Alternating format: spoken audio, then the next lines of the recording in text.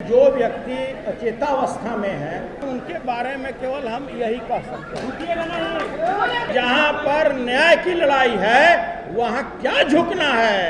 ऐसे ऐसे 100 कुर्बान है। ये जनता दल के सच्चा सिपाही हैं, एक सुई भी हमने पीछे नहीं हटा। और मेरे राष्ट्रीय अध्यक्ष आदरणीय लालू प्रसाद जी ने कहा कि तुमको चाहे जो भी लड़ाई लड़ना हो, पूरा राष्ट्रीय जनता दल के सारे कर्मठ कार्यकर्ता पूरी मजबूती और चट्टानी एकता के साथ मेरे साथ खड़े रहे। और उसका ये परिणाम है कि आज संविधान और लोकतंत्र जो आदेश आया माननीय उच्चतम न्यायालय का, इससे यहाँ के संविधान और लोकतंत्र को हत्या होने से बचाया गया है। ये कोई साधारण ऑर्डर नहीं है। एक व्यक्ति के ईगो सेटिस्फेक्शन के लिए मात्र एक शब्द बोलने के कारण मेरी सदस्यता ले ली गई। आप अच्छी तरह जानते हैं कि वही व्यक्ति जो दोनों सदन में, चाहे बिहार विधानसभा था या विधान परिषद था, जिस तरह का भाषा इस देश के महिलाओं के प्रति उन्होंने उद्गार व्यक्त किया, आपने देखा होगा कि इसकी भर्त्सना आज जिनके गोद में जाकर वो बैठे हैं उन्होंने भी किया और कहा कि मैं पूरे विश्व में अपना किस चेहरा को दिखाऊंगा।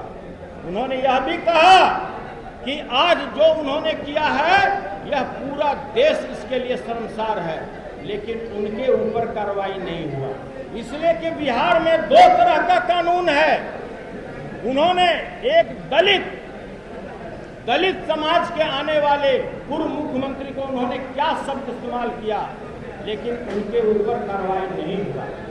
उन्होंने उन्हीं के पार्टी के जो आज किसी बड़े पद पर बैठे हैं, उन्होंने आसन के प्रति जिस तरह असम्मानजनक तरीके से प्रयोग किया अपने शब्दों का, उसको कोई समाज उसको कबूल नहीं करता है, लेकिन कोई कार्रवाई नहीं हुआ। मात्र मैं किसानों की बात सदन में रखता था, जो बिहार में व्याप्त भ्रष्टाचार है वो बातों को रखता था, और मुझे बिना कोई नैसर्गिक न्याय दिए हुए मुझे अपने पद से हाथ धोना पड़ा।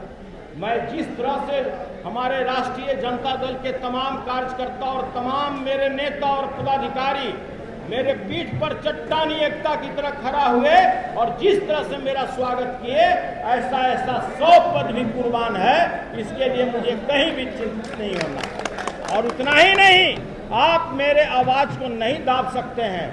जब मैं सदन में जाऊंगा तो मैं पुनः गरीबों की बात उठाऊंगा, शोषितों की बात उठाऊंगा, बेरोजगारों की बात उठाऊंगा, किसानों की बात उठाऊंगा।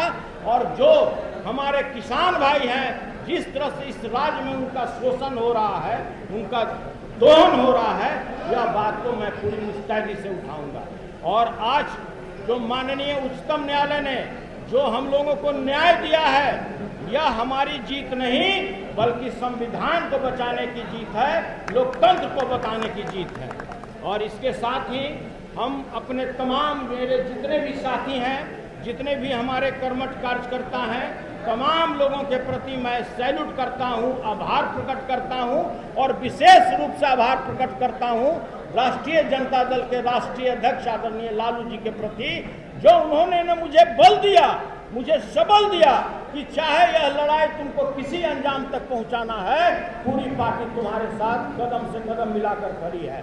हम आभार प्रकट करते हैं नेता प्रतिपक्ष आदरणीय तेजस्वी यादव जी के प्रति, जिन्होंने कदम कदम पर मेरा साथ दिया और कहा कि कभी भी आपको झुकना नहीं है, चाहे कितनी भी बड़ी शक्ति हो, आपको पूरे मुस्तैदी के साथ उसका सामना करना हो। और आज वही हुआ कि आज माननीय उच्चतम न्यायालय ने न्याय का साथ दिया, वहाँ सच्चाई का जीत हुआ। और मैंने कहा सत्यमेव जयते।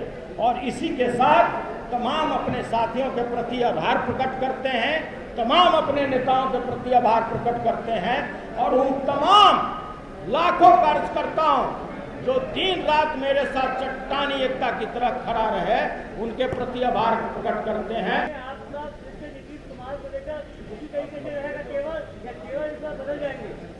देखिए, सवाल ये नहीं है नीतीश जी का, न सवाल है कोई किसी के प्रति प्रतिशोध का।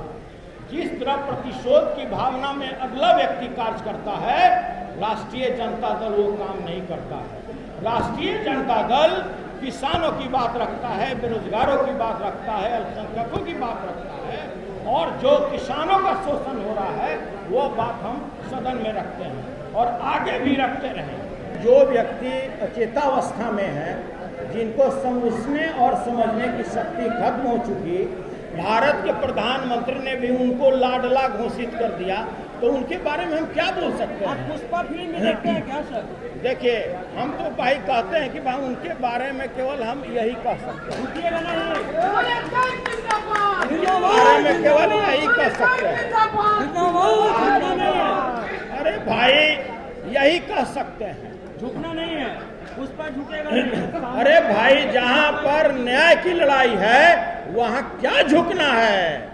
ऐसे ऐसे 100 पर कुर्बान है, 100 पर।